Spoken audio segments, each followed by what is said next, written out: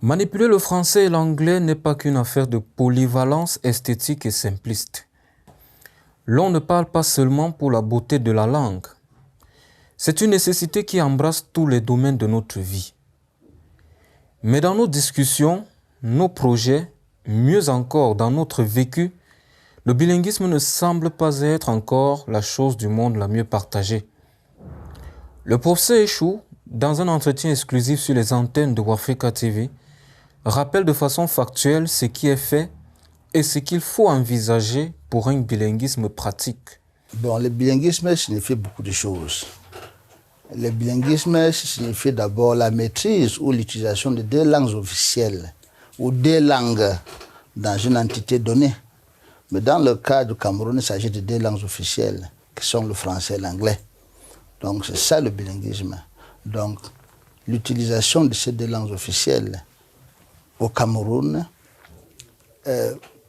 au niveau officiel, tout comme dans le secteur privé, c'est ça que signifie le bilinguisme chez nous. Et bon, comme vous le savez naturellement, depuis 1961, l'État fait tout pour promouvoir donc ces deux langues. Et c'est ça le bilinguisme.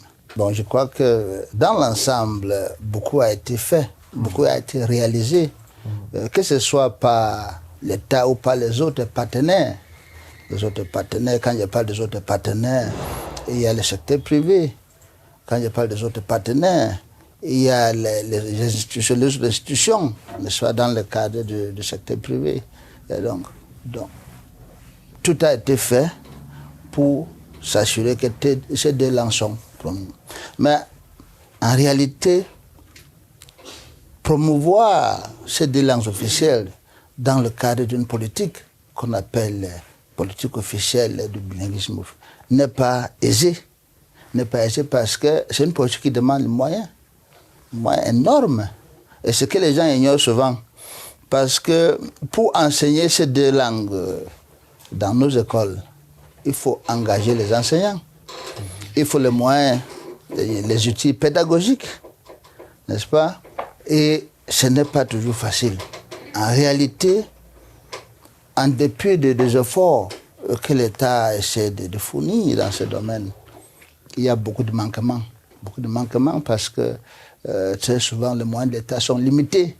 Dans un pays en développement comme le nôtre, on a d'autres chantiers à fouetter, donc ce n'est pas toujours évident de mettre tous ces moyens à la disposition de ceux qui sont appelés à promouvoir ces deux langues officielles, que ce soit à travers l'enseignement ou à travers d'autres domaines d'application, n'est-ce pas? Donc, et c'est ça le problème. Il est donc de la responsabilité individuelle d'être le promoteur de nos langues officielles et cette promotion passe par une plus-value de chaque Camerounais formé dans un environnement marqué par le bilinguisme officiel.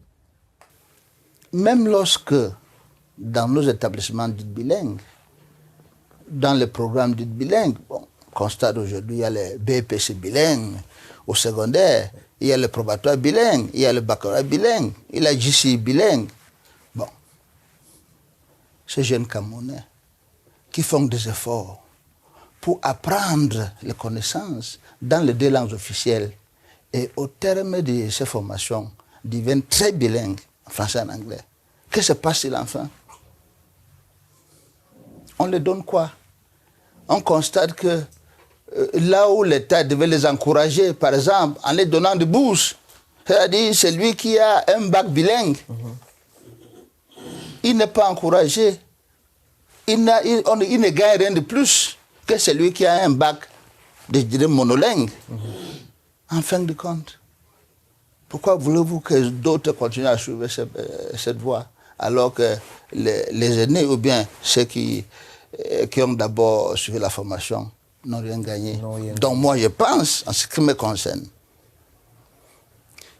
que tous ceux qui sont titulaires de ces diplômes bilingues devaient quand même avoir certains avantages. Par exemple, au niveau des concours, s'ils postulent l'entrée dans les écoles, dans une école normale, non, ils doivent être privilégiés par rapport à d'autres.